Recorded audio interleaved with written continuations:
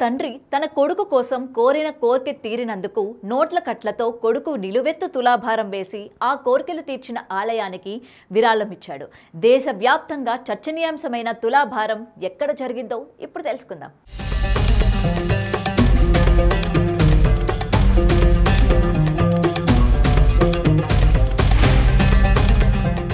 ఒక రైతు చతుర్భుజ్ జాట్ తన కోరిక నెరవేర్చిన తర్వాత శ్రీ సత్యవాది వీర్ తేజాది మహారాజ్ ఆలయంలో భారీ విరాళాన్ని ఇచ్చాడు.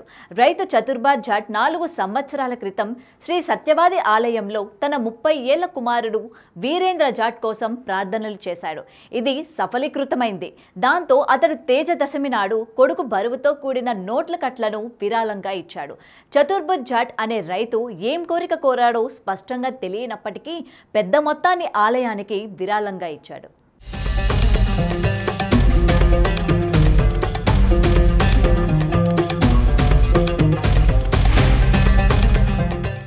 రైతు కొడుకు బరువు 83 కిలోలు. అందుకోసం ఆలయానికి విరాళం ఇవ్వడానికి సుమారు 10,07,000 వెచ్చించాడు.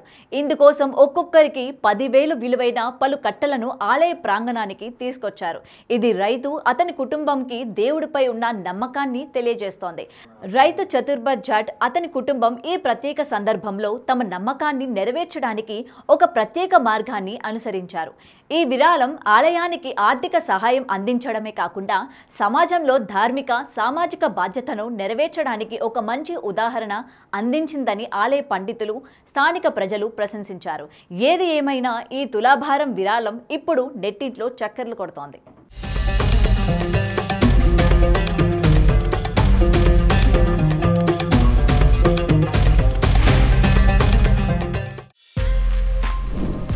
For more videos like this, subscribe Big TV channel.